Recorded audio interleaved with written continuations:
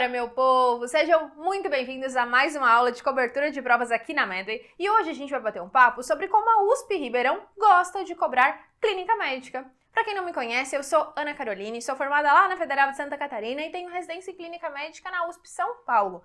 Atualmente sou residente de terapia intensiva também na USP São Paulo, mas como eu falei, hoje o assunto não é USP São Paulo, e sim Ribeirão Preto. Como que a clínica é abordada por essa instituição? Para começo de conversa, a gente tem que pensar que, geralmente, a USP Ribeirão tem uma prova mais de raciocínio clínico.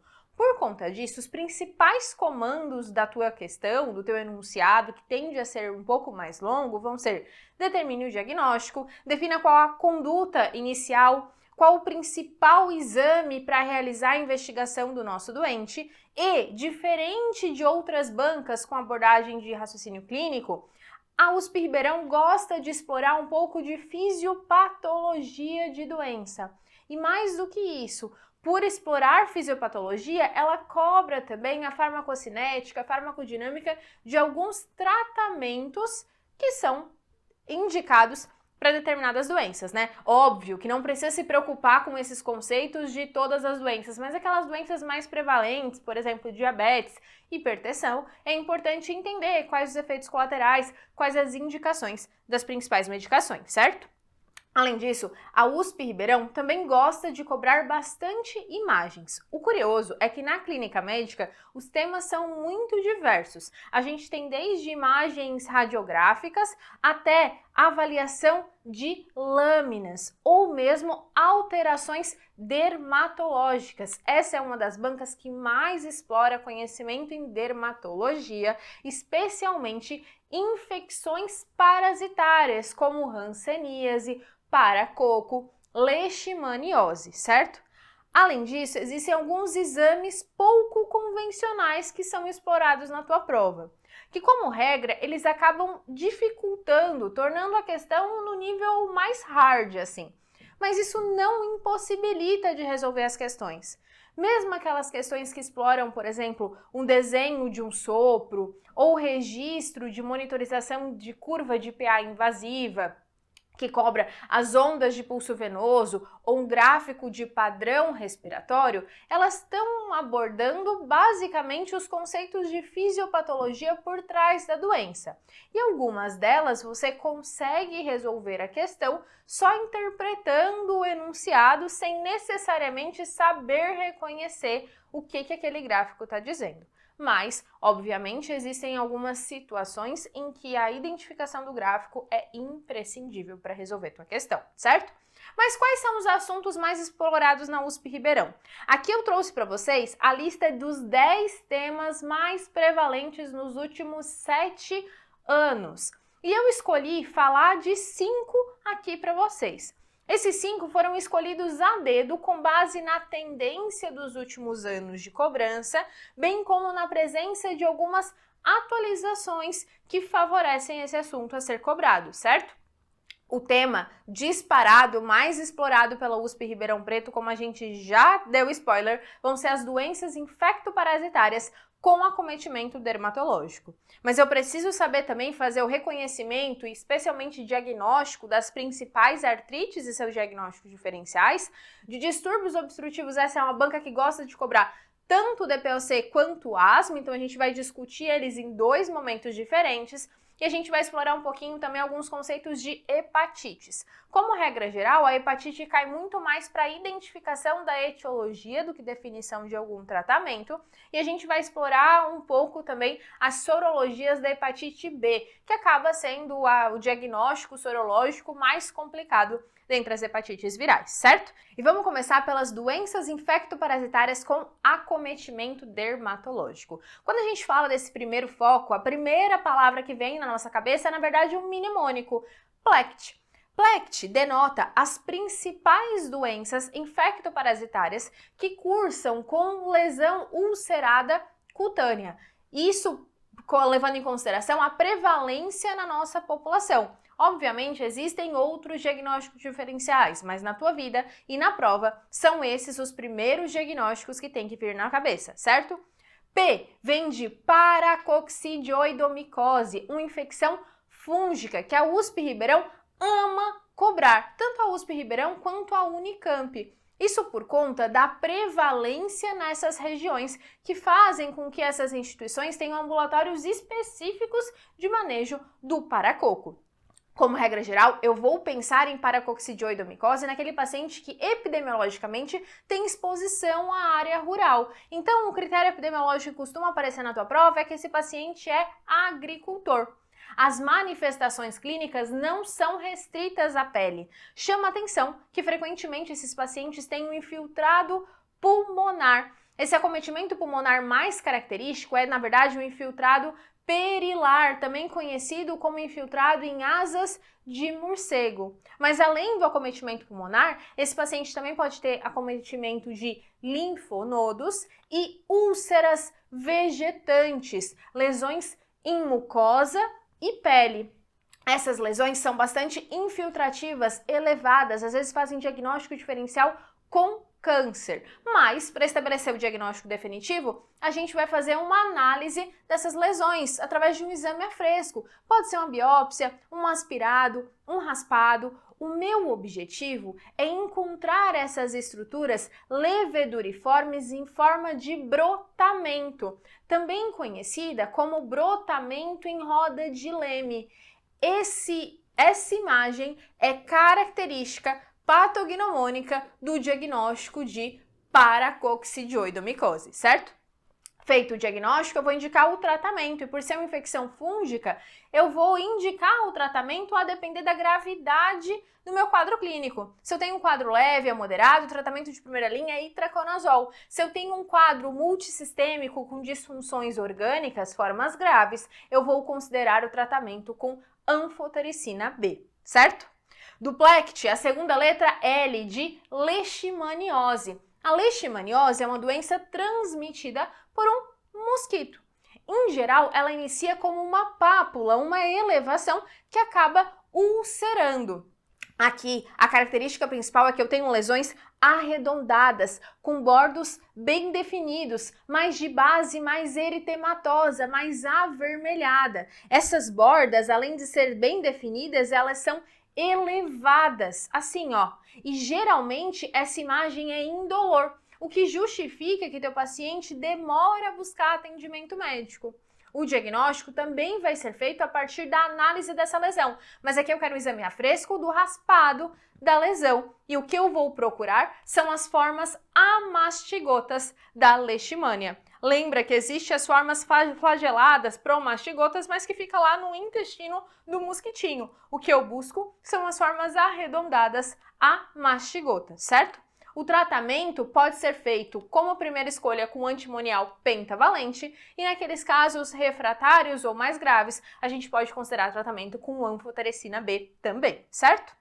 A terceira letra do Plect é esporotricose. A esporotricose é conhecida epidemiologicamente como a doença do jardineiro. Então aí a gente guarda uma dica para não esquecer mais, que é a espinhotricose. Além de ser uma doença que pode ser transmitida por contato com espinhos de plantas infectadas, e ela é conhecida como uma zoonose, porque a principal forma de transmissão não está associada ao contato com espinhos, mas sim a transmissão a partir de gatos infectados. A característica principal da esporotricose é que essas lesões cutâneas formam um caminho, como se fosse um trilho. Outra palavra aí para a gente não esquecer mais, lembra de esporotrilhacose. É uma lesão que forma um caminho, uma trilha. Esse caminho geralmente tem a mesma topografia da drenagem linfática, então são lesões ulceradas, geralmente dolorosas, com fundo eritematoso, mas elas podem ser só elevações, assim, não chegar a ulcerar ainda, formar como se fossem pápulas ou nódulos, mas que percorrem um território de drenagem linfática, certo? O diagnóstico vai ser feito a partir da biópsia dessa lesão, com cultura e exame anatomopatológico identificando o agente. O tratamento vai ser feito com itraconazol, também uma infecção fúngica, e aqueles casos mais graves ou refratários, posso fazer o tratamento com Anfu-B, certo? Para terminar o nosso mnemônico, a gente tem que lembrar também das doenças de cromotricose e tuberculose cutânea, que a gente não vai comentar nessa aula porque praticamente não são exploradas pela USP Ribeirão, certo? O diagnóstico é muito mais específico, a TB acaba sendo cobrada muito mais no acometimento pulmonar, então a gente não tem que se preocupar com essas manifestações cutâneas dessas doenças nesse momento, certo? O que a gente precisa discutir ainda hoje é hanseníase. Por quê? Porque hanseníase cai demais na tua prova. Hanseníase tem como principal forma diagnóstica a avaliação clínica do teu doente, porque muitas vezes eu não consigo identificar o agente, especialmente nas formas ditas como paucibacilares. Em geral, a hanseníase tem acometimento de pele e nervos. É por isso que o paciente cursa com lesões, geralmente hipocrômicas e anestésicas ou parestésicas, com comprometimento de sensibilidade local. Mas não é só isso. Mesmo que o paciente não tenha lesão cutânea e a anestesia não esteja especificamente nessas lesões cutâneas, o paciente também pode ter parestesias, então acometimento neuronal dissociado do acometimento cutâneo, certo? Essa alteração de sensibilidade pode ser avaliada a partir da estesiometria. O que é muito importante sobre hanseníase é que nos últimos anos o tratamento foi modificado. Ele demorou a ser implementado no SUS por conta da indisponibilidade de medicamentos, mas para facilitar a posologia, hoje, a recomendação do tratamento para hanseníase é o mesmo, independente se eu estou diante de uma forma paucibacilar, ou seja, com menos do que 5 lesões, ou de uma forma multibacilar, com mais do que 5 lesões, certo? Em geral, o tratamento vai ser feito com rifampicina, clofazimina, dapsona. Lembra, hanseníase cai demais na tua prova. Hanseníase, rifampicina, cai clofazimina, dapsona de demais, certo? E como que é essa administração? A rifampicina vai ser feita 600 mg uma tomada supervisionada uma vez ao mês. A clofazimina 300 mg uma tomada supervisionada uma vez ao mês, mais 50 mg uma vez por dia. E a dapsona é feita 100 mg uma vez por mês, mais 100 mg ao dia. O que modifica no tratamento é a duração. Como regra, a forma paucibacilar, com menos lesões, vai ser tratada por até 6 meses, enquanto a forma multibacilar tem uma administração de 12 cartelas e o tratamento ideal seria com 12 meses, certo? Quando eu estou falando de hanseníase, muito mais importante do que lembrar lá das formas para a tua prova, se é a forma virchoviana, por exemplo, dimorfa e tudo mais, o que eu preciso reconhecer para a tua prova da USP Ribeirão são as reações hansênicas. Lembra que elas independem da droga. Eu não preciso suspender a droga. Mas existem dois tipos de reação hansênica. A reação do tipo 1, também conhecida como reversa, que cursa com a agudização, o aumento de lesões pré-existentes desse paciente. Eu começo a ter o surgimento de placas cutâneas, geralmente, certo?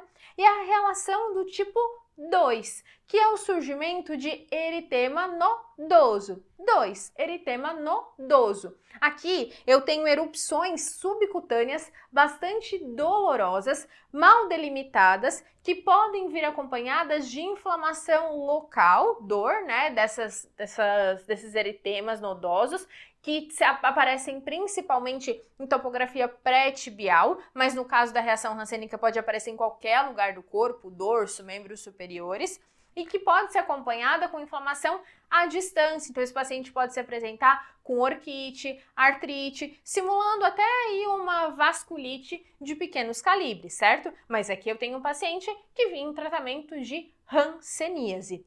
Aqui algumas imagens desse eritema nodoso, ó. Percebe que é uma estrutura nodular mesmo no subcutâneo, não tenho elevação, não tenho placas, nem nada disso. A regra é, reação hansênica, eu não vou suspender a droga, eu vou tratar a minha reação, que é um efeito exacerbado do processo de resposta inflamatória do meu organismo. E como que eu trato? Depende. A reação do tipo 1 ou reação reversa de piora das lesões, o tratamento vai ser com prednisona, 1 a 2 mg por quilo por dia. Enquanto a reação do tipo 2, o eritema nodoso, tem como principal linha terapêutica a talidomida. Para vocês nunca mais esquecerem, na reação do tipo 1, eu trato com prednisona.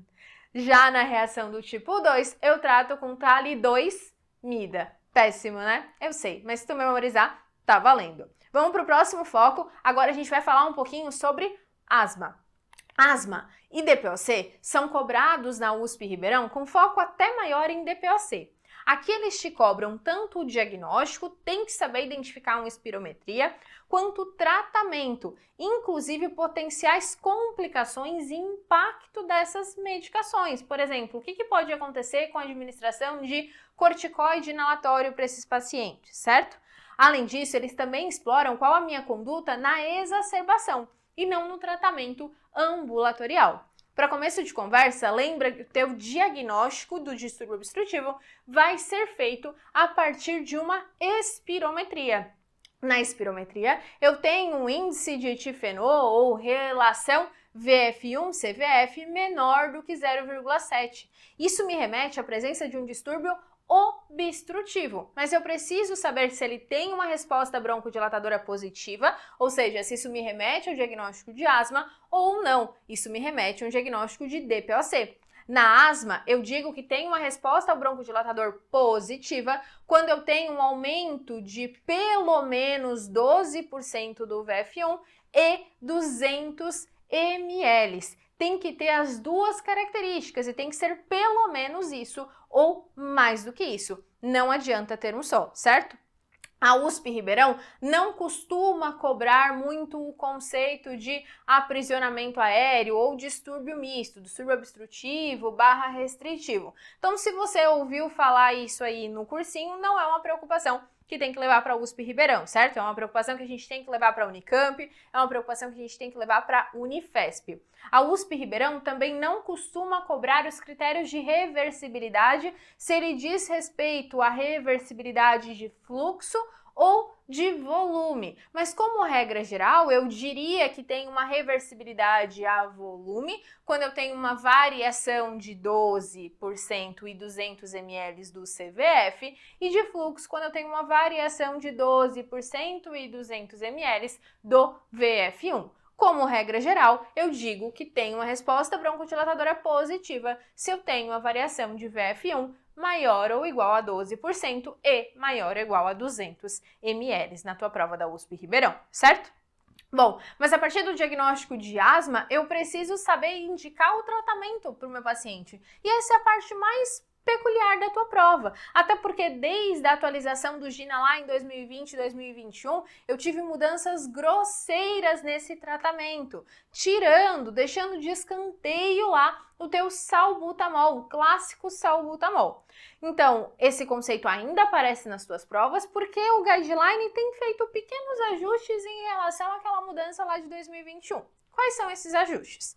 Antes de ir para eles, a gente precisa discutir como que eu ajusto a medicação do paciente com asma. Então, a gente sempre leva em consideração como que está o controle ambulatorial dele nas últimas 4 semanas. E para isso, eu faço 4 perguntas em relação às últimas 4 semanas. A primeira pergunta é se o paciente teve sintoma pelo menos 2 vezes na semana durante o dia.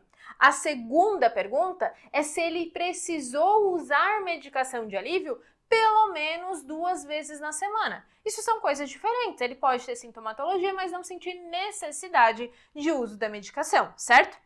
Depois eu pergunto se o teu paciente acordou alguma vez à noite por conta da asma e se ele está tendo alguma limitação das atividades diárias. Então, 4 perguntas das últimas 4 semanas, se teve pelo menos 2 sintomas diurnos pelo menos 2 vezes na semana, né? E se usou medicação pelo menos 2 vezes na semana. Além disso, questiono se acorda à noite ou se tem prejuízo em atividade física. Se o paciente diz não para nenhuma dessas perguntas, ele tem uma asma controlada. Sim, para 1 ou 2 perguntas, ele tem uma asma parcialmente controlada. 3 ou 4 sims, ele tem uma asma descontrolada. E aí, para indicar o meu tratamento, eu tenho que saber que os pilares terapêuticos são corticoide inalatório e beta-2, agonista de longa duração, um LABA, como formoterol. E aí, como eu faço esse ajuste? Eu levo em consideração o início do tratamento, como que o teu paciente se apresenta ambulatorialmente, se ele tem sintomas muito importantes todos os dias, com despertar noturno, a limitação importante das atividades, se ele tem sintoma a maioria dos dias com pelo menos um despertar noturno, ou se ele tem sintomas até 4, 5 vezes na semana, mas sem grandes limitações. Como regra, a gente geralmente inicia no Step 2 ou no Step 3. Quanto mais sintomático eu tendo a iniciar no Step 3, quanto menos sintomático eu tendo a iniciar no Step 2. Mas isso não é uma regra para todo mundo, essa é a regra para início de tratamento. Quando eu já estou em tratamento, eu posso indicar o Step Up ou o Step Down, ou seja, progredir na minha linha terapêutica ou diminuir a depender do controle sintomático do teu doente. Se ele está não controlado ou parcialmente controlado por pelo menos um mês, eu vou checar se a técnica está correta de uso das medicações, se ele tem um bom controle ambiental. Se tudo estiver certinho, eu vou progredir o meu tratamento. Se ele tem um bom controle, daí a pelo menos 3 meses eu posso reduzir, descalonar o meu tratamento, certo? E como funciona esse tratamento? Aqui é a escala de tratamento preferencial. Se a USP Ribeirão dizer qual o tratamento para asma X, você vai olhar para essa tabela, certo? E como que funciona a tabela? No Step 1 ou no Step 2, eu só vou usar baixas doses de LABA com corticoide inalatório, formoterol com budesonida, por exemplo, quando meu paciente precisa. Qual a diferença do Step 1 para o Step 2? O Step 1 é tipo, ele só usa quando está sentindo alguma coisa. O Step 2 é aquele cara que sabe que todas as vezes que faz atividade física ou que vai trabalhar, ele tem sintoma. Quando ele não faz atividade física, quando ele não trabalha, ele tá bem. Então ele usa sob demanda, mas é uma demanda programada, ele usa X vezes na semana, certo? Uma diferença sutil aí. No Step 3, e continuando a partir dele, né, eu já mantenho minimamente, né, uma baixa dose de corticoide inalatório com LABA. Para todo mundo, uso contínuo de manutenção. Mas no Step 3 é uma baixa dose, no Step 4 é uma dose moderada e no Step 5 é uma dose elevada junto com outros tratamentos indicados pelo pneumologista. Eu posso adicionar lama, posso adicionar corticoide oral, caso teu paciente esteja num contexto mais agudo aí de exacerbação, posso utilizar anti-IgE, anti-interleucinas, aí entra num campo muito mais específico, certo? E para todos esses pacientes, se ele tiver alguma sintomatologia em casa, a minha orientação vai ser que ele tem que fazer uma medicação de resgate. Essa medicação de resgate também vai ser com formoterol e corticoide inalatório, LABA, na verdade, corticoide inalatório, quando necessário. Então, se o paciente usa contínuo e tem um quadro descompensado, está mais sintomático em casa, ele também vai usar a mesma medicação de resgate. Se ele já usa só sob demanda, é só ele utilizar a medicação que ele já faz uso rotineiro, certo? Isso é importante porque no meu esquema alternativo existem algumas diferenças em relação a isso. Quais são essas diferenças? No esquema alternativo, no Step 1, eu sempre que meu paciente estiver sintomático, ele pode utilizar o SABA. Lembra lá do salbutamol, o beta-2 agonista de curta duração? Só que sempre que ele utilizar SABA, ele vai utilizar corticoide inalatório junto. Ele não vai utilizar o salbutamol isolado. No Step 2, ele usa uma baixa dose de manutenção só de corticoide inalatório, ele não usa nada de beta-2 agonista. Se ele tiver alguma sintomatologia, que ele resgata com um beta-2 agonista com broncodilatador, certo? Daqui em diante, continua tudo basicamente a mesma coisa. Baixa dose de manutenção, daí de corticoide inalatório com LABA, média dose de manutenção de corticoide inalatório com LABA e tratamento do especialista. A outra diferença é que aqui o resgate voltou a ser passível de uso do salbutamol, do beta-2 agonista de curta duração. Só que o racional é que quando o meu paciente utilizar o SABA, ele não deve utilizar ele sozinho. Então, no step 1, todas as vezes que utilizar o salbutamol, ele vai usar um corticoide inalatório também. Nos outros steps, ele já usa corticoide inalatório, então tá liberado ele usar o salbutamol. Como que esses conceitos vão cair na tua prova? A gente já conversou. Como regra geral, esse é o teu tratamento de escolha. Não tem discussão, é esse que você tem que decorar. Mas se aparecer numa alternativa que o esquema alternativo adaptado pode ser feito com SABA, desde que o teu paciente esteja usando corticoide inalatório, isso está correto. Esse conceito é importante porque se tiver entre as opções um tratamento de primeira linha e o tratamento alternativo, não cabe recurso. O tratamento alternativo é inferior ao tratamento de primeira linha. Mas se for uma questão genérica sobre esse conceito, você pode sim utilizar o SABA, certo? E aí a gente tem que diferenciar o resgate, a necessidade de uso de medicação em domicílio da crise asmática. A crise asmática é aquele momento que o teu paciente está tão sintomático que ele não consegue controlar os sintomas com as medicações que ele tem em casa. Ele precisa buscar atendimento médico, precisa melhorar o tratamento medicamentoso dele por um curto período. A crise de asma pode ser exacerbada por uma série de fatores, desencadeada por exercício físico, por estresse, por uma infecção, X. O mais importante é eu classificar a gravidade da minha crise asmática. A gente classifica ela em leve, moderada, grave e muito grave, porque é isso que norteia a minha conduta. O paciente que está grave é aquele que está com rebaixamento do nível de consciência, que tem um tórax silente, ou seja, está tendo um broncoespasmo tão importante que eu nem escuto mais sibilo. Lembra, é mais difícil expirar do que inspirar. Então, o tradicional é que no começo eu escute só sibilos expiratórios. Depois eu escuto sibilos ins e expiratórios. E no final, quando eu estou muito grave, eu não escuto mais nada. Além disso, é aquele cara que tem sinais vitais muito alterados. Tão alterados que já estão justificando uma retenção de CO2, uma gasometria com acidose respiratória. Rebaixamento do nível de consciência, tórax silente, instabilidade hemodinâmica por asma me remete ao diagnóstico de crise asmática muito grave, certo? E o leve, moderado, grave, como que eu diferencio? No leve e moderado, o paciente está clinicamente bem, ele fala bem, com frases completas, não tem tiragem, não tem grandes esforços, tem discreta alteração dos sinais vitais, tem um pico de fluxo ainda discretamente alterado, ainda está acima de 50% do previsto, e ele tem uma gasometria praticamente normal. Já no paciente grave, ele já começa a estar mais agitado, ele tem falas entrecortadas, uso de musculatura acessória, tem alterações de sinais vitais mais importantes, uma taquicardia acima de 120, está dessaturando, com a frequência respiratória acima de 30 e um peak flow já comprometido. Aqui eu começo a ter um paciente com uma alcalose respiratória, porque antes de ele começar a reter CO2, ele está hiperpneico. Essa taquipneia faz com que ele aumente o volume minuto e lave muito CO2, certo? Em geral, os conceitos da gaso não são os que aparecem na tua prova. O que aparece é geralmente a clínica do teu paciente de estar clinicamente bem, controlado, compensado, de estar descompensado ou de estar muito grave, com tórax silente, instabilidade hemodinâmica ou rebaixamento do nível de consciência, certo?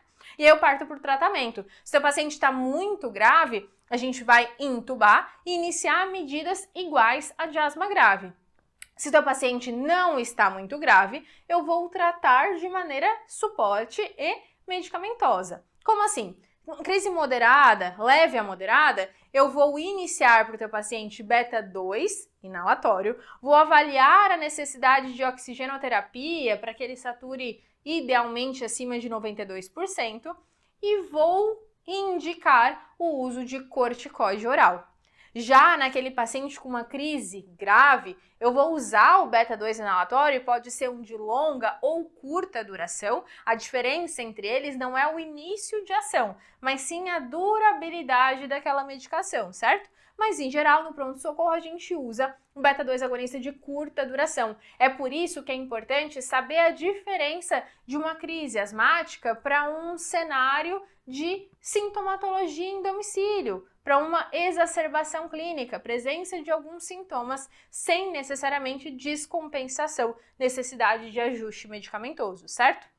No quadro grave, eu não fico só com beta-2 agonista de curta duração, eu também acrescento um ipratrópio, por exemplo, tá? O ipratrópio vai ter um efeito também broncodilatador, mas antimuscarínico, de curta duração. Então, na crise leve a moderada, eu não preciso entrar com ipratrópio, eu só vou entrar com ipratrópio se o paciente for refratário ao meu tratamento. E nesses casos mais graves, a gente pode considerar algumas medidas heróicas também. Por exemplo, considerar sulfato de magnésio. Lembra que se esse cara precisar ser entubado por uma crise asmática grave, as medicações de primeira escolha para a sedação desse paciente vão ser principalmente ketamina, pelo efeito broncodilatador, e parcialmente propofol, também por esse benefício residual, ainda que mais discreto, certo? Além disso, esse paciente que vai ser entubado por uma crise asmática, ele tem uma retenção de CO2 por um distúrbio obstrutivo, ou seja, ele tem dificuldade de colocar o ar para fora. Logo, num contexto de ventilação mecânica, o que eu preciso é aumentar o tempo expiratório desse cara, para que ele consiga jogar esse ar pela via aérea de calibre mais fininho com maior tranquilidade, certo? Esquematizando tudo que a gente falou agora, então, todo paciente, dependente do quadro de gravidade, vai receber uma oxigenoterapia mirando uma saturação acima de 92%, se for necessária, vai receber corticoide sistêmico via oral ou endovenoso, a depender da gravidade, vai fazer um beta-2 agonista de curta duração a cada 20 minutos, por exemplo, salbutamol. O uso é até 3 vezes na primeira hora e depois fica com uma manutenção de hora em hora ou mais espaçado conforme a tolerância desse doente.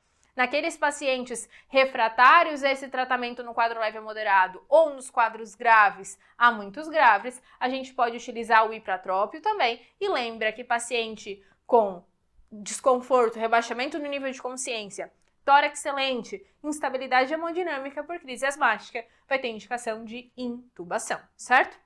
Falamos de crise asmática, agora a gente precisa discutir DPOC. O tópico mais importante do DPOC para esse ano é a classificação. Lembra que para eu fechar o diagnóstico de DPOC, eu tenho que ter uma relação VF1-CVF menor do que 0,7, menor do que 70%, pós-broncodilatador. E eu não devo ter uma resposta broncodilatação. Por quê? Porque esse cara não é reativo. Isso é uma sequela de um processo tóxico no parênquima pulmonar, geralmente induzido pelo tabagismo. Então eu tenho um processo cicatricial crônico, sob a forma de enfisema ou produção, aumento de secreção brônquica, que impede uma regressão clínica a despeito das medicações que eu utilizo, certo? Sempre que eu estou diante de um DPOC, eu tenho que classificar. A primeira forma de classificar é avaliar a limitação do fluxo de ar. Isso vai ser feito a partir da espirometria. Eu vou olhar para a espirometria e vou olhar para o meu VF1 pós-broncodilatador. Se o meu VF1 for maior ou igual a 80%, eu digo que eu tenho uma DPOC leve. Se for de 50% a 79%, é um DPOC Gold 2, moderado. 30% a 49%, grave. Menor que 30%, um DPOC Gold 4, muito grave, certo? Além dessa classificação, eu também vou classificar o meu paciente quanto à presença de sintomas e risco de exacerbação. Existem duas escalas que a gente pode utilizar para avaliação de sintomas. A primeira delas é o MMRC, uma escala modificada para avaliação de dispneia. Ela vai até 4. Em 0, eu considero que o meu paciente só tem falta de ar se realiza exercício muito intenso, extenuante, ou seja, praticamente todo mundo sem nenhuma habilidade física aí. 1. Tem falta de ar quando apressa o passo, ou seja, faz esforço físico um pouco mais intenso, mas não necessariamente extenuante. No grau 2, é o paciente que sente que anda mais devagar que pessoas da idade dele, ou seja, uma dispneia moderada. O 3 é aquele paciente que já tem uma dispneia importante. Ele começa a parar várias vezes por falta de ar, não consegue andar nem 100 metros. E o 4 é aquele paciente que sente falta de ar o tempo inteiro, ele tem até medo de sair de casa. Essa é uma escala mais subjetiva, mas que também avalia dispneia. Digo subjetiva porque a gente tem IRRA lá na insuficiência cardíaca, por exemplo, que leva em consideração parâmetros de dispneia em repouso, dispneia aos mínimos, moderados ou grandes esforços. Aqui não, aqui eu interpreto do meu paciente se ele tem medo de sair de casa de tanta dispneia, se ele tem que parar várias vezes em até 100 metros, se ele anda mais devagar que pessoas da idade, se ele só sente falta de ar quando precisa correr um pouquinho mais, ou se ele praticamente é assintomático, só sente falta de ar quando tem muito esforço. Um outro score que a gente pode utilizar também é o score de CAT. Aí ele não avalia só a dispneia. Ele leva em consideração outros parâmetros do teu paciente. Por exemplo, se ele tem falta de energia ou excesso de energia, se ele dorme mais que o normal, provavelmente porque não tem nenhum problema respiratório durante a noite, se ele sente que tem alguma atividade, alguma limitação para as atividades do dia a dia ou não. A partir dessas duas classificações, eu vou pontuar se meu paciente é pouco ou muito sintomático. Pouco sintomático é aquele cara que tem um MMRC de 0 ou 1 ou um CAT menor do que 10. Muito sintomático é o cara que tem um MMRC maior ou igual a 2, ou seja, percebe que anda minimamente mais devagar do que pessoas da mesma idade, ou um CAT maior ou igual a 10. Uma outra forma de eu classificar esses doentes é a partir do nível de exacerbação. Então eu pergunto para o meu paciente se ele é muito exacerbador ou pouco exacerbador. Eu digo que ele é pouco exacerbador se ele não teve nenhuma exacerbação ou se teve só uma sem necessidade de hospitalização no último ano. Se o paciente tem mais do que uma ou uma com necessidade de internação hospitalar, eu digo que ele é muito exacerbador. E a partir da junção dessas duas análises, a gente tinha essa clássica tabela de classificação do DPOC que os dividia em 4 grupos, A, B, C, D. Só que essa tabela caiu por terra, porque visto o prognóstico desses doentes, se viu que eles se comportam mais a depender do perfil de exacerbação ou da ausência de exacerbação. Então a nova tabela divide o paciente em A, B, A é aquele cara pouco exacerbador e pouco sintomático. B é o cara pouco exacerbador, mas muito sintomático. Ele tem limitação para as atividades diárias, mesmo que isso não tenha tanto impacto em sobrevida para esse cara quanto tem o paciente muito exacerbador. E, independente da sintomatologia, tem que ser tratado com maior agressividade, porque ele tem um maior risco de evolução desfavorável nos anos seguintes, certo? E essa classificação é importante porque isso norteia o meu tratamento inicial desses doentes. O paciente do grupo A, pouco sintomático, não exacerbador, ele pode ser tratado com qualquer broncodilatador, inclusive broncodilatador de curta duração de resgate, só quando ele está sintomático. O paciente do grupo B, que é muito sintomático, ele tem indicação de associação de um anticolinérgico, de um broncodilatador anticolinérgico de longa duração e de um beta-2 agonista de longa duração também. Já o paciente muito exacerbador, ele também tem indicação da associação de LABA com LAMA, mas aqui tem uma peculiaridade. Eu vou considerar a associação ou o início, de uma terapia tripla, associando o corticoide inalatório, se o teu paciente também se apresenta com eosinofilia, que vai ser definida pela presença de eosinófilos acima de 300 ou maior do que 100, com nível de evidência mais baixo, para aqueles pacientes que são muito exacerbadores, mesmo em uso dos broncodilatadores, certo?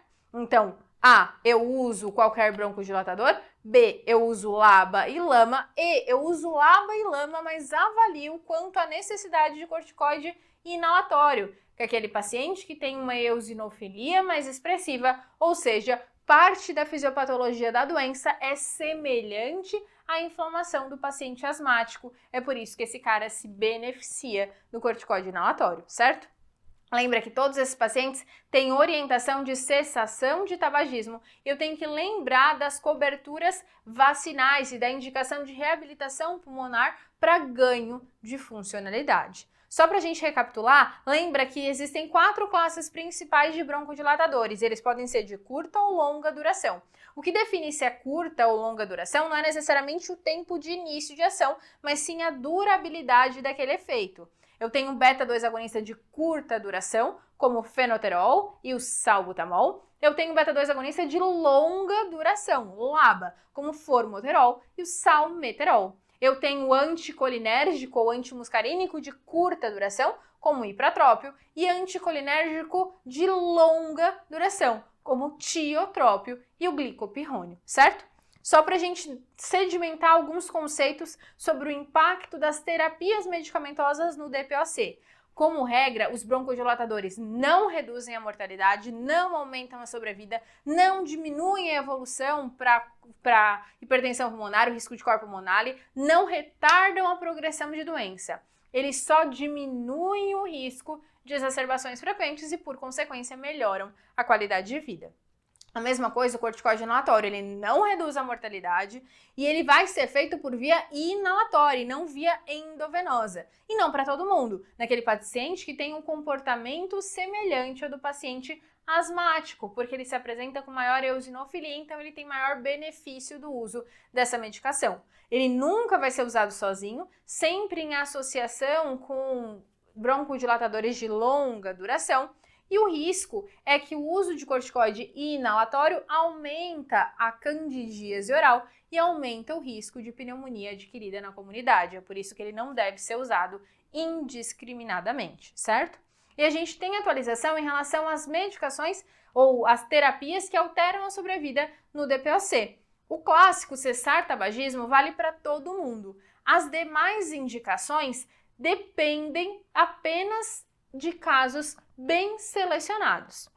Então, se eu tenho, por exemplo, uma cirurgia pneumorredutora, ela vai ser eficaz naquele paciente que tem uma doença mais localizada, que tem uma qualidade de vida ou tem uma funcionalidade prévia mantida, no caso. Aqueles pacientes com oxigenoterapia, a gente tem que lembrar que eu só vou ter redução da mortalidade se o paciente tem uma saturação menor ou igual a 88%, ou um PaO2 menor ou igual a 55%, ou valores limítrofes, mas já com repercussões sistêmicas de cor pulmonar ou hematócrito. Esses valores limítrofes são a PaO2 de 56 a 59 ou uma saturação de 89%.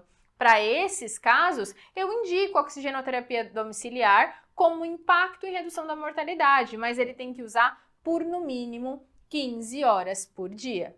É a mesma coisa da terapia tripla. A terapia tripla também tem impacto sobre a mortalidade. Poxa, mas então por que eu não faço para todo mundo? Por que eu não faço para o A? Por que eu não faço para o B? Ela tem impacto sobre a mortalidade quando comparada à terapia dupla nos pacientes recomendados, ou seja, aqueles pacientes com eosinofilia, certo? Então não é impacto na mortalidade de maneira indiscriminada, mas quando bem indicado, pode sim reduzir a mortalidade, certo? E falando de mortalidade, eu tenho que lembrar do DPOC exacerbado, que é definido de maneira resumida lá do novo consenso do Gold por uma piora aguda dos sintomas respiratórios basais nos últimos 14 dias, com necessidade de ajuste da medicação.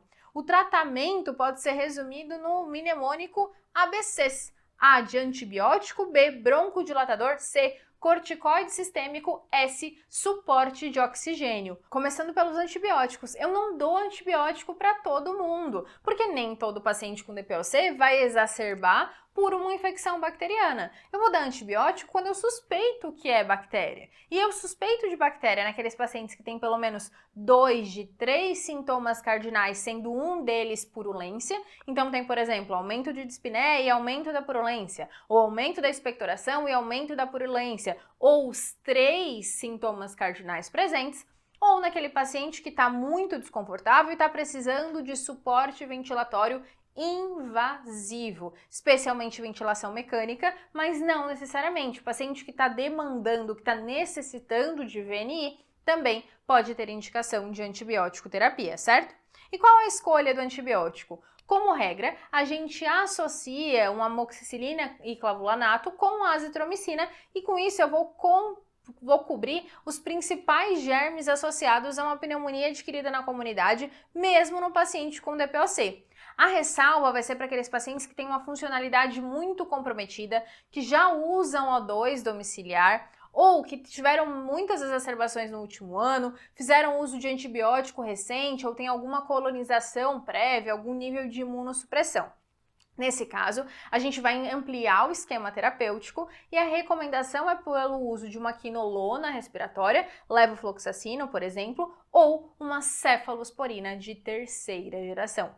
Nesse ano, esse assunto já foi cobrado na tua prova do Einstein. Então, muita atenção que pode ser cobrado nas outras instituições também, certo? Bom, e o tratamento também passa pela avaliação quanto à necessidade de suporte de oxigênio. Lembra que oxigenoterapia pode ser deletéria para o teu paciente, especialmente um paciente com DPOC, que já vive no estado de hipoxemia crônica. O meu objetivo é titular uma saturação para 88, 92%, pelo risco de a hiperóxia desencadear uma retenção de CO2 por alteração de mecanismos de vasoconstrição, vasodilatação pulmonar, por inibição do centro respiratório e essa retenção de CO2 degenerar em um rebaixamento do nível de consciência, ou seja, carbonarcose. Então, almejo uma saturação, mas uma dessaturação permissiva, uma saturação de 88 a 92%. Esse suporte de oxigênio pode ser feito através de VNI. A VNI nos pacientes com DPOC deve ser idealmente feita no B-level, ou seja, 2 níveis de pressão, para facilitar as trocas gasosas e o processo de ins e expiração, e ela tem como benefícios melhorar a acidose respiratória, reduzir o trabalho respiratório, diminuindo o tempo de internação, diminuindo a necessidade de intubação e, por consequência, tendo impacto em redução de mortalidade. Mas eu não vou indicar VNI para todo mundo. Eu vou precisar de VNI naquele paciente que tem uma acidose respiratória, então PCO2 mais elevado, com alteração de pH, ou seja, o meu organismo não está conseguindo compensar, ou meu paciente tem sinais de falência respiratória, de necessidade de suporte pressórico, ou uma hipoxemia persistente, por exemplo. Qual o problema? Nem todo paciente vai poder ser indicado a VNI. Lembre que a VNI tem como contraindicação importante rebaixamento do nível de consciência. E eu te falei que o paciente com DPOC pode fazer carbonarcose. Carbonarcose pode ser tratada com VNI. É a única exceção ao rebaixamento do nível de consciência em que a VNI pode ser usada como trial terapêutico, para ver se com a VNI eu melhoro as trocas gasosas, melhoro essa lavagem de CO2 e meu paciente melhora. Mas caso o teu paciente não melhore, ou tenha um rebaixamento de nível de consciência de outra causa, ou está instável hemodinamicamente, acabou tendo uma PCR, enfim, quadros mais dramáticos de falência respiratória importante, esse paciente tem indicação de ventilação mecânica, de ser intubado. E aí lembra da ventilação do obstruído. A maior dificuldade é colocar o CO2 para fora, não por um volume minuto inadequado, mas sim porque eu preciso de mais tempo para eliminar esse CO2. E esse tempo maior é conseguido aumentando o meu tempo expiratório, certo? Vamos agora discutir um pouquinho sobre artrites. Artrites é um foco que na tua prova é cobrado basicamente com reconhecimento do quadro clínico.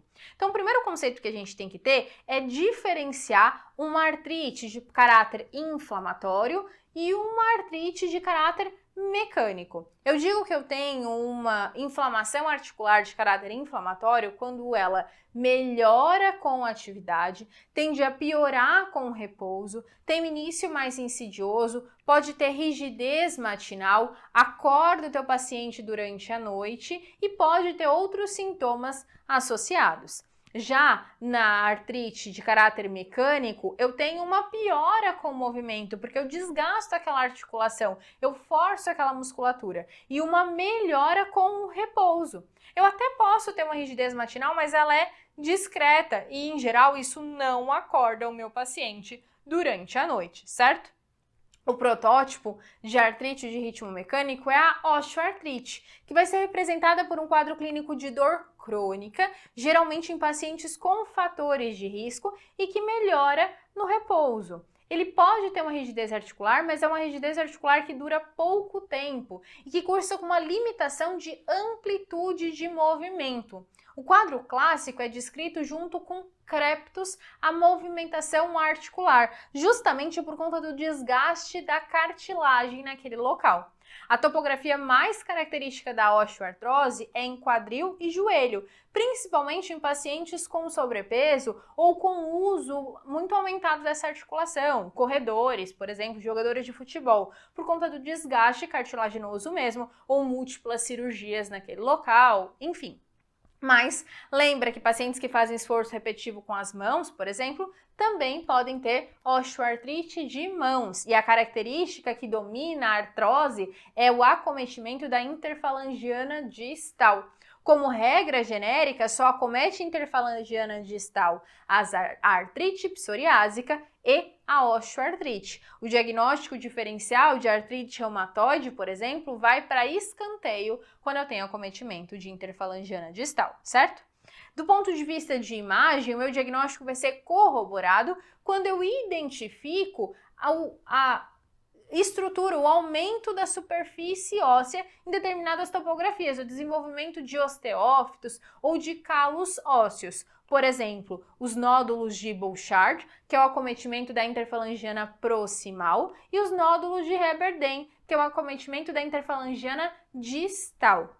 Mas o mais característico que vocês têm que procurar na prova é justamente a redução do espaço articular com desgaste cartilaginoso, que vai ser definido pela presença de esclerose subcondral. Eu posso ter cistos subcondrais também por conta do desgaste ósseo naquela topografia e vou ter o surgimento de osteófitos, que é uma ossificação anômala dessa topografia articular que justifica a perpetuação da dor nesses pacientes, certo? Fazendo o diagnóstico diferencial com osteoartrose, eu tenho as artrites sépticas. A diferença das artrites sépticas é que elas tendem a ter um quadro clínico muito mais expressivo, muito mais agudo. Como que é esse quadro clínico? De maneira geral, eu vou ter a identificação de uma monoartrite aguda inflamatória com sinais sistêmicos de toxemia, então febre, mal-estar, taquicardia, hipotensão, às vezes, a depender da gravidade do quadro clínico do teu doente. E o diagnóstico e tratamento vai ser dado a partir de uma artrocentese, de um aspirado dessas articulações. As estruturas mais acometidas são joelho, quadril, tornozelo e punho. Quais as diferenças em relação à artrite séptica gonocócica e não gonocócica? A artrite séptica não gonocócica tem como principal agente o Staphylo aureus. Em geral, o paciente tem alguma porta de entrada aí que não está bem definida. Por exemplo, um paciente que é usuário de drogas injetáveis. Já na artrite séptica gonocócica, a banca vai trazer no enunciado que é um paciente com vida sexual ativa. Opa, não é algo que precisa ser contado no enunciado de uma prova, concorda comigo?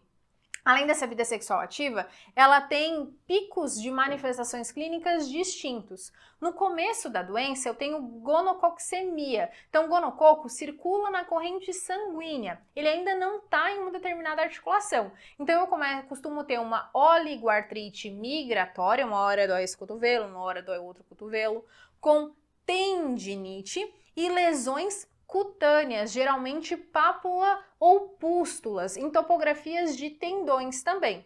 Com a evolução da doença, o gonococo se localiza em uma articulação e eu começo a ter uma monoartrite com característica séptica indistinguível da artrite séptica tradicional. Então, é um paciente que tem um líquido da punção articular turvo, com alta celularidade, predomínio de polimorfonucleares, consumo de glicose, E geralmente eu vou pedir para identificar um GRAM ou a cultura que vai ser mais específica e mais sensível nesses casos, né? A diferença é que no gonococo, o agente que eu vou ver vão ser, né, cocos gram negativos. Gonococo negativo. Gonococo negativo, certo? Bom, vamos passar para outro diagnóstico diferencial de artrite, a artrite reumatoide. Ela é definida por um quadro clínico de poliartrite inflamatória crônica aditiva, então eu vou somando articulações acometidas, e simétrica, que cursa com rigidez matinal de duração maior do que 30 minutos, 1 hora. Ela acomete tanto pequenas quanto grandes articulações e tem uma predileção mais importante por mãos, punhos e pés, certo? A grande característica que acaba sendo bem importante, bem marcada nas tuas provas de residência, é que ela polpa interfalangiana distal, diferente da artrite psoriásica, diferente da osteoartrite, certo?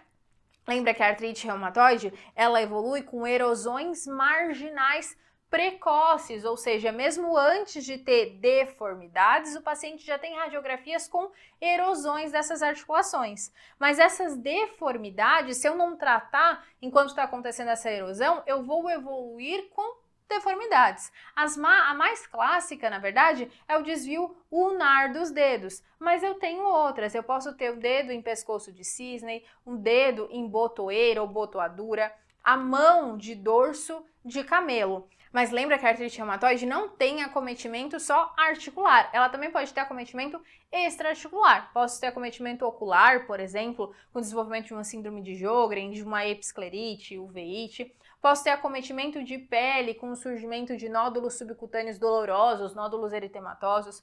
Posso ter acometimento de coração, desde pericardite, miocardite, derrames cavitários, especialmente derrame pleural. Posso ter acometimento neurológico por compressão. O fato é que o meu diagnóstico passa por um somatório de achados. Eu tenho que ter manifestações clínicas características de acometimento de múltiplas articulações, geralmente inicia por pequenas articulações com caráter aditivo, simétrico, e quanto mais articulação acometida, maior a minha suspeita de que isso é artrite reumatoide. Além disso, eu posso ter um critério sorológico também, com avaliação de autoanticorpos. O primeiro autoanticorpo que a gente dosa vai ser o fator reumatoide, que ele é bastante sensível, mas pouco específico para a R. O anticorpo específico é o anti-CCP, antipeptídeo citrullinado cítrico, que tem uma alta especificidade. Além disso, lembra que esse paciente tem uma artropatia soropositiva e que esse paciente tem uma resposta inflamatória exacerbada. Logo, eu espero VHS aumentado, PCR aumentado e posso ter sintomas sistêmicos, como febre ou uma síndrome consumptiva associada, certo? Para finalizar artrites, vamos discutir um pouquinho as espondiloartropatias soronegativas. O protótipo da doença é a espondilite anquilosante, mas ela não está sozinha. Eu tenho as artrites enteropáticas, então artrites associadas a doenças do intestino, doenças inflamatórias intestinais, como Crohn, como retocolite ulcerativa. Tenho artrite reativa, artrite psoriásica e até artrite ou espondiloartropatia de acometimento juvenil, que acomete adolescentes, crianças menores do que 16 anos. Mas o protótipo dessa doença, e que é representado nas outras classes também, vai ser a espondilite anquilosante, que vai ser definida por um quadro clínico que acomete principalmente homens jovens e se inicia com um quadro de entesite, ou seja, inflamação do ponto de inserção dos músculos nas estruturas ósseas. A entesite mais característica vai ser de topografia sacroilíaca. Eu tenho uma entesite com acometimento do eixo axial de baixo para cima. Então, antes de ter manifestações clássicas como a coluna em bambu ou a postura do esquiador, eu tenho uma sacroileite ascendente, onde eu vou tendo a junção, a ossificação de estruturas que eram para ser móveis, certo? De estruturas articulares que eram para ser móveis. Eu posso fazer o diagnóstico de uma sacroileite precocemente através de uma solicitação de uma ressonância de pelve, visto que o raio-x demora a ter alterações. Geralmente, quando tem alterações é porque eu já estou numa fase mais avançada, certo? Esses pacientes também podem se apresentar com dactilite. E lembra do clássico, como eu tenho um acometimento axial e eu vou tendo junção das estruturas articulares, o esperado é que eu acabe degenerando numa postura rígida da minha coluna. Essa postura rígida justifica o comportamento, a posição do esquiador, identificada numa radiografia como coluna em bambu, ou seja, eu tenho, a minha coluna fica grudada mesmo, tem colamento de uma vértebra na outra, certo? Para avaliar a suspeição diagnóstica diante de um paciente com dor lombar, um dos testes que pode ser utilizado é o teste que avalia a mobilidade lombar, a mobilidade da coluna, que é o teste de Schober. Eu peço para o meu paciente ficar em pé e eu meço desde a topografia de espinhas sacroiliacas posteriores até 10 centímetros para cima, e eu peço para o meu paciente inclinar o tronco para frente e vejo se esse espaço aumentou pelo menos para 15 centímetros. Se eu tenho 15 centímetros ou mais, eu digo que a mobilidade está preservada, o teste foi negativo. Um teste de Schober positivo fala a favor da restrição de mobilidade lombar. Isso pode estar associado ao diagnóstico de espondilite anquilosante, certo? E aí, para finalizar, vamos bater um papo sobre gota. A gota vai ser definida por dores articulares de caráter inflamatório, intermitente, e eu geralmente tenho uma monoartrite, mas posso ter uma oligoartrite aí, especialmente em paciente recidivante. O quadro clássico de gota é acometimento do hallux, a famosa podagra. E o meu diagnóstico vai ser a partir de uma artrocentese com a identificação de cristais com birrefringência negativa, cristais em formato de agulha. Aqui na gota, a gente pode ter esses cristais engolidos por macrófagos, certo? O que é importante em relação à gota? Lembra que eu tenho o tratamento de fase aguda com anti-inflamatório, colchicina, e tenho o tratamento de fase crônica para evitar a recorrência dessas lesões, em geral com o uso de halopurinol, certo? Mas a maioria das questões da USP Ribeirão te cobra diagnóstico. Então guarda aí conceitos. Se eu tenho um caráter muito inflamatório, eu vou pensar na gota, especialmente podagra, especialmente com fatores de risco importantes, como a alta ingesta proteica, alta ingesta alcoólica, pacientes obesos com níveis de ácido úrico alterados. Mas eu também tenho que pensar na artrite séptica, especialmente se tem toxemia, sinais de comprometimento sistêmico. Homem com dor lombar de caráter inflamatório, eu vou pensar na espondilite anquilosante. Se eu tenho dor de caráter não inflamatório, especialmente em idosos, eu vou pensar em osteoartrose. E se eu tenho uma dor de caráter inflamatória crônica em mulheres de meia idade, especialmente com autoanticorpos positivos, eu vou pensar em artrite reumatoide, certo? E para a gente finalizar os nossos bizus, as nossas apostas para a tua prova, vamos falar um pouquinho sobre hepatites. Mas antes de discutir hepatites, eu quero recapitular alguns conceitos com vocês de testes hepáticos. Lembra que os testes hepáticos, eles podem ser divididos em enzimas hepáticas e uma avaliação de função hepática propriamente dita. As enzimas hepáticas, elas podem ser de fato hepáticas, ou seja, liberadas quando eu tenho destruição celular, como TGO, TGP, ou eu posso ter enzimas canaliculares, como FA, γ-GT, que são secretadas a partir de uma agressão aos ductos biliares. Por isso, são ditas como enzimas canaliculares. Já quando eu quero avaliar a função hepática, eu não vou pedir essas enzimas. Eu vou pedir substâncias que me mostrem aquilo que o fígado costuma fazer. O fígado costuma produzir proteínas, então eu vou dosar a quantidade de albumina. É o fígado que metaboliza a bilirrubina indireta em bilirrubina direta. Então, eu vou dosar a albumina. É o fígado que produz fatores de coagulação. Então, eu vou ver os fatores de coagulação, certo?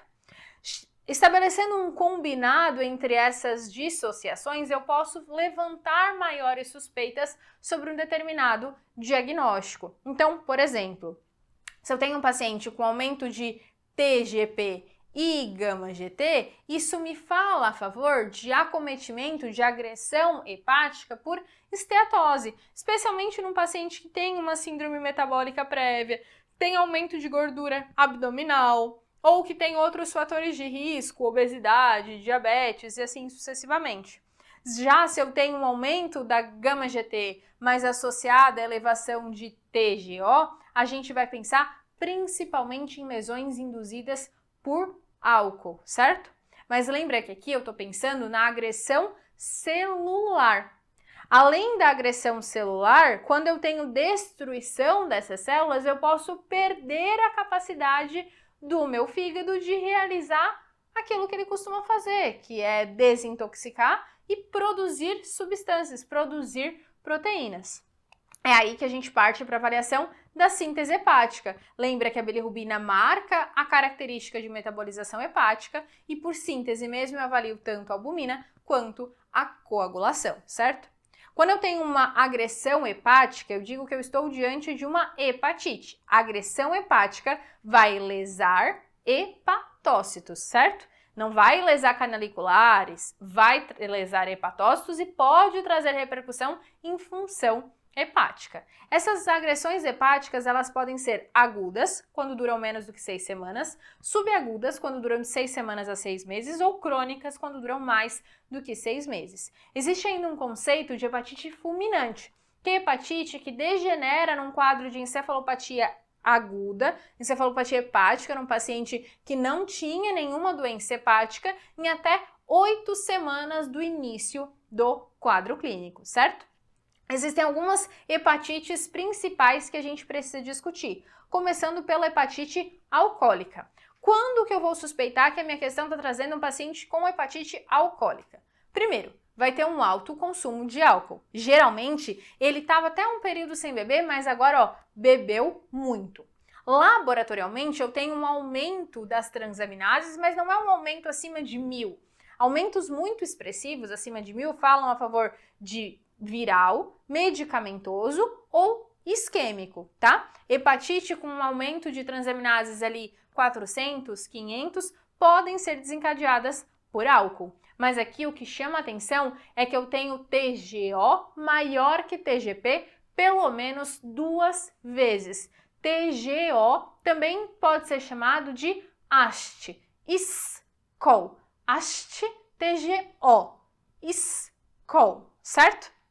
Bom, TGO maior que TGP, até prova em contrária na tua prova, vai ser agressão induzida pelo álcool. Lembra que o álcool também estimula o aumento de gama-GT e desencadeia um processo inflamatório. Então, esses pacientes podem ter leucocitose com neutrofilia. Frequentemente, eles também podem ter uma anemia macrocítica pelo uso excessivo de álcool, certo? Não vão ter outras causas, então eu não vou ter sorologias positivas no enunciado, eu não vou ter autoanticorpos positivos no enunciado, e como a partir do diagnóstico dessa suspeição clínica, eu tenho que submeter o meu paciente a um score de gravidade, chamado MADREI. Não precisa decorar o MADREI, até porque vai ser uma escala logarítmica, mas o que eu preciso saber é que se o MADREI for maior ou igual a 32, eu tenho indicação de tratamento visando impacto na redução da mortalidade. Esse tratamento vai ser feito preferencialmente com corticoide. Posso considerar a pentoxifirina para aqueles pacientes refratários, certo? Ou que tem alguma contraindicação ao uso do corticoide. Uma outra hepatite que vocês precisam conhecer é a hepatite autoimune. Aqui eu também tenho aumento das transaminases, tanto TGO quanto TGP, mas junto com o aumento das transaminases, eu vou ter elevação de autoanticorpos. Esse paciente frequentemente tem imunoglobulina IgG aumentada, tem FAM positivo, anti-LMK1, antimúsculo liso. Tudo isso corrobora com o meu diagnóstico de hepatite autoimune. Se a gente submeter esse paciente à biópsia, eu vou identificar uma hepatite de interface, ou seja, na junção entre os hepatócitos, com a identificação de pseudo-rosetas. Mas o diagnóstico mesmo, na maioria dos casos, vai ser definido pela presença de autoanticorpos associado a esse aumento de transaminases. Geralmente, o protótipo são mulheres jovens que podem ter outros fatores de risco, outras doenças autoimunes, certo? A hepatite autoimune faz diagnóstico diferencial na tua prova com doenças da via biliar também de caráter autoimune. Por isso que eu vou discutir elas aqui com vocês, que são colangite biliar primária e colangite esclerosante primária. Lembra, na hepatite autoimune eu tinha uma mulher jovem com outras doenças autoimunes com aumento de transaminases. Por conta da agressão do hepatócito, eu posso ter uma disfunção hepática, redução de albumina, alargamento de TAP, TTPA, posso ter uma elevação de bilirrubina, certo? Aqui eu tenho FAM, antimúsculo liso, anti-LMK1, aumento de IgG. Já na colangite biliar primária e na colangite esclerosante primária, o que eu tenho é uma agressão das vias biliares. Então, muito mais do que o aumento de TGO-TGP, o que acontece é um aumento de FA e gama-GT. E eu posso ter uma síndrome colestática associada. Então, eu tenho uma icterícia com aumento de bilirrubina direta, colúria, acolia, prurido, e posso ter alargamento de TP, TTPA, alargamento de coágulo, mas não por conta de uma disfunção hepática, e sim por limitação da absorção de vitamina K, que compromete a síntese de fatores de coagulação vitamina K dependentes, 2, 7, 9 e 10, certo? Bom, dito isso, eu tenho que saber diferenciar essas duas condições. A colangite biliar primária é mais comum em mulheres, geralmente mulheres um pouco mais velhas do que o perfil epidemiológico de hepatite autoimune, que também tem outras doenças autoimunes. E o que chama a atenção é que além da colestase, do aumento de FA e gama-GT, essas pacientes têm uma fadiga importante. A colangite biliar primária comete ductos biliares microscópicos de pequeno calibre. Então, se eu submeto essa paciente a um exame de imagem, como uma colangiorressonância, uma CPRE, ela é normal. O autoanticorpo da colangite biliar primária é o AMA, ou antimitocôndria. E o tratamento costuma ser dramático com a reposição de sal biliar sintético, ou o Ursacol, certo? Já na colangite esclerosante primária, o protótipo é de um homem com retocolite ulcerativa. Talvez esse seja o principal fator de risco associado ao desenvolvimento de CEP.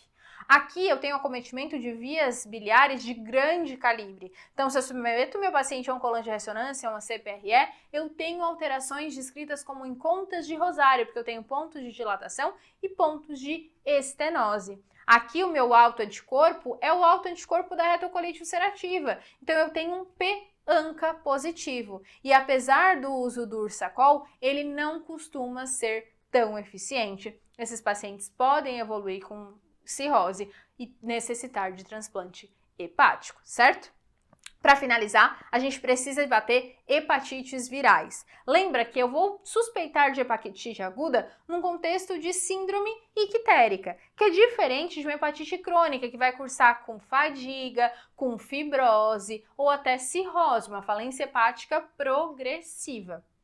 Geralmente, quando a tua banca quer cobrar hepatite, ela coloca um quadro clínico agudo. E aí eu tenho 3 momentos clínicos diferentes. Eu tenho uma fase prodrômica, que é inespecífica, onde eu posso ter aumento de transaminases, TGO, TGP, geralmente podem chegar acima de 1000, a dependendo dessa agressão dos hepatócitos. Depois eu tenho uma fase ictérica, que não acomete todos os pacientes e pode vir associada a um padrão colestático de colúria, acolia. E por fim eu tenho a fase de convalescência, tem que acontecer em até 6 meses, porque se perpetuar mais do que 6 meses, eu digo que eu tenho uma hepatite viral crônica, certo? Bom, e quais são as principais complicações das hepatites virais?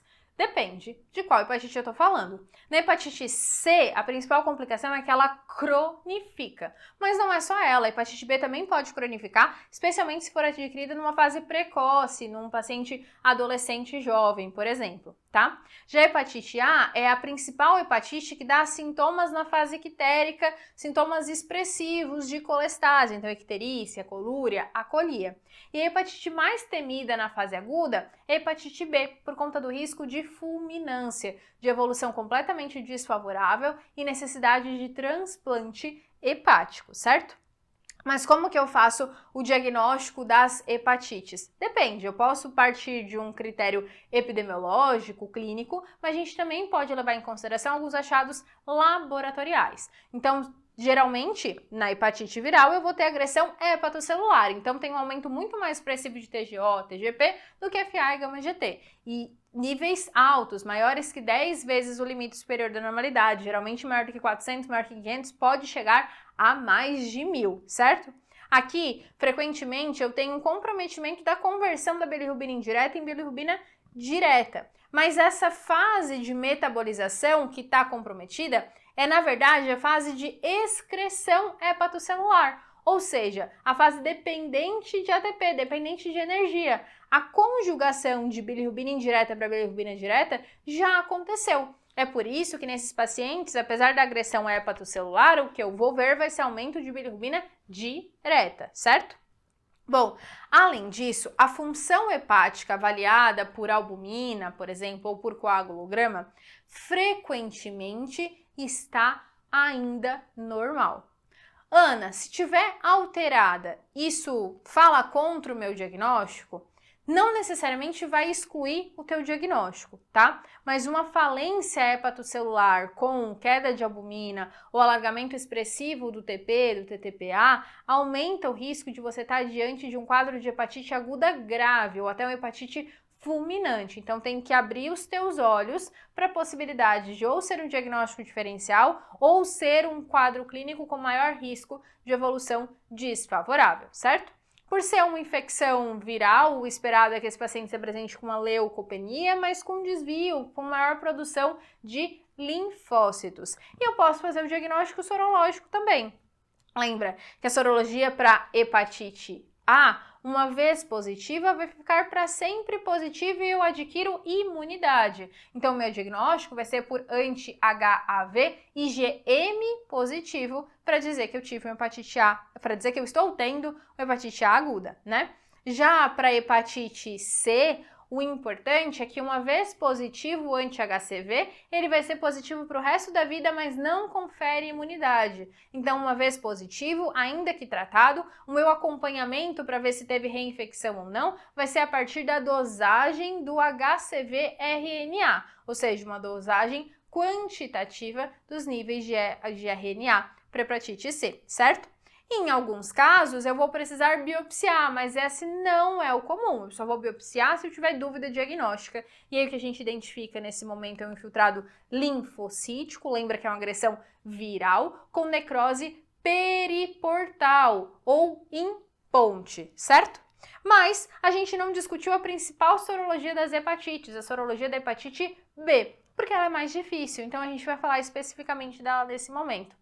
Em geral, eu tenho que o vírus da hepatite B é um vírus DNA e pode ter transmissão variada. As mais importantes são as transmissões sexuais e parenterais ou vertical.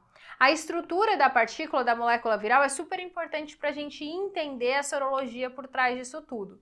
Então, para começo de conversa, eu tenho uma estrutura de DNA. E junto desse DNA, eu tenho o que a gente chama de DNA circular convalescente fechado, ou cccDNA. Por que essa molécula é importante? Porque uma vez infectado pelo vírus B, esse cccDNA, ainda que eu tenha controle completo dessa infecção, ou seja, que eu desenvolva imunidade para o vírus, ele vai ficar inativo nas minhas células.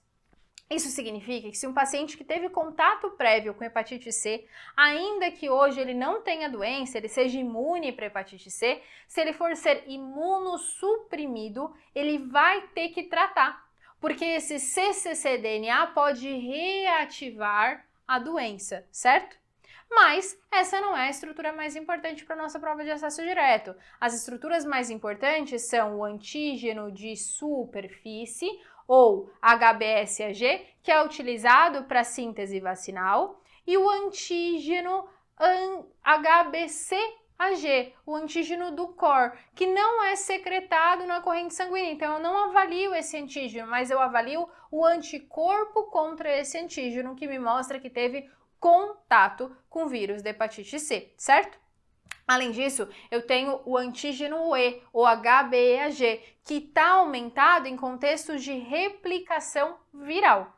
Levando em consideração esses conceitos, a gente parte para o destrinchamento da sorologia propriamente dita. Então lembra, HBsAg é o antígeno de superfície. Ele só vai ser liberado naquele paciente que está infectado pelo HBV. Pode ser infecção aguda ou crônica, mas quando eu tenho HBsAg, tem infecção por hepatite B, certo? Já o anti-HBs é um marcador de imunidade contra HBV. É errado falar que é um marcador de cura, porque eu não curo por conta do cccDNA. Ele vai ficar eternamente lá convalescente se eu desenvolver imunidade para o vírus da hepatite B, certo? Depois eu tenho o HBeAg ou anti-HBe, que são os antígenos e anticorpo de replicação. HBe replicação, certo? O que eu preciso? Se eu tenho HBeAg aumentado, eu estou em fase de replicação viral. Se eu tenho anti-HBe aumentado e HBeAg reduzido, eu digo que eu tenho uma supressão da replicação viral, certo? E depois eu tenho o antígeno do core, que não é habitualmente, não é dosado, mas eu posso dosar o anticorpo contra esse antígeno que me marca contato. Eu tenho o anti-HBc IgG e o anti-HBc IgM. IgM, anticorpo de fase aguda, e IgG, anticorpo de fase crônica, contato prévio. E sempre que eu quiser avaliar a replicação viral, eu também posso dosar quantitativamente o HBV DNA desses pacientes, certo? Como que eu faço a interpretação de todas essas sorologias? A gente tem uma sequência para seguir. A primeira regra é dosar o HBsAg. Se ele é positivo, eu digo que tem hepatite. Tem, acabou. Me resta saber se ela é aguda ou crônica. E aí eu pergunto para quem me mostra o contato. Ei, você aí que teve contato com o vírus da hepatite B, esse contato foi agudo ou foi crônico? Se é um contato por IgM, é agudo, infecção hepatite aguda, ainda pode entrar na fase de convalescência. Se é IgG positivo e IgM negativo, esse contato é crônico, passado, certo? Já se o HBsAg for negativo, não quer dizer que não tem infecção. Eu posso ter uma infecção que está controlada, não está em fase de replicação. Então, eu pergunto para quem teve contato. Ei, o vírus da hepatite B não está aqui agora, mas ele passou por aqui? Depende. Se quem teve contato diz sim, teve contato e é IgM, eu digo que tem uma infecção por hepatite B aguda. Isso pode estar acontecendo porque esse anticorpo pode estar suprimindo a replicação do vírus. Ou isso pode estar acontecendo porque eu não tenho níveis suficientemente aumentados ainda de HBsAg para ser detectado no meu exame. Pode ser um falso positivo. Então, HBsAg negativo, mas com anti-HBc positivo IgM, também é infecção aguda, certo? Já HBsAg negativo, pergunto para o anti-HBc, ei, teve contato? Ele vai dizer, teve, mas o contato é antigo, é prévio. Eu vou perguntar, vixe, será que teve contato e eu fiquei imune a ele? Ou teve contato, mas eu não fui capaz de ficar imune? Eu vou perguntar para o anticorpo da imunidade, o anti-HBs. Se ele já é positivo, mas às custas de um contato, eu digo que eu desenvolvi imunidade natural. Se ele é negativo, significa que meu paciente tem uma hepatite crônica, provavelmente não em fase de replicação, por isso que o HBsAg está diminuidinho, mas eu vou saber se tem replicação ou não quando eu dosar HBV-DNA, quando eu dosar o antígeno E ou o anticorpo anti-HB, certo? E aí, se eu não tenho HBsAg negativo e não tenho anti-HBC também, ou seja, HBsAg negativo e anti-HBC também negativo, eu digo, eu não tenho hepatite B agora e também não tive contato. Então eu pergunto, putz, mas será que eu sou imune? Não sei. Se eu for imune sem contato, é uma imunização passiva, imunização vacinal. Se eu não for imune e não tive contato, não tenho infecção atual, significa que eu sou suscetível. Eu tenho que tomar vacina, certo? E aí só pra gente abrir um parênteses lá do cara que tem infecção crônica. Quem tem infecção crônica pela hepatite B, eu preciso avaliar tanto o HBV-DNA quanto as sorologias do antígeno E e anti-HB para ver se ele tem infecção latente com replicação bem controlada ou se a tendência é que ele esteja tendo uma replicação viral importante, que aumenta o risco de inflamação hepática, de degeneração para um quadro de cronificação, de cirrose ou mesmo de desenvolvimento de câncer de hepatocarcinoma independente da cirrose. Lembra que essa é uma característica exclusiva do vírus da hepatite B, certo? Galera, foi um prazer estar aqui com vocês hoje. A nossa cobertura de provas não acaba por aqui. Lembra que toda semana, antecedendo a prova da tua instituição, a gente libera vídeos aqui no YouTube com apostas. Enfim, temas que a gente acha que pode ser cobrado na tua prova, seja pela prevalência estatística dos últimos anos ou pelo conhecimento de causa da instituição mesmo, algum tema que está sendo muito comentado dentro da instituição. E a ideia é que na véspera da prova a gente também disponibilize as dicas de última hora. Não perde, porque tá sensacional, certo? Além disso, não deixa de seguir a gente lá no Instagram, que a gente está sempre atualizando tanto sobre as lives de apostas, de dicas, quanto realizando algumas revisões, seja com flashcards, com resolução de questões, para direcionar ainda mais os teus estudos nessa reta final, certo? Ó, beijão, a gente se vê!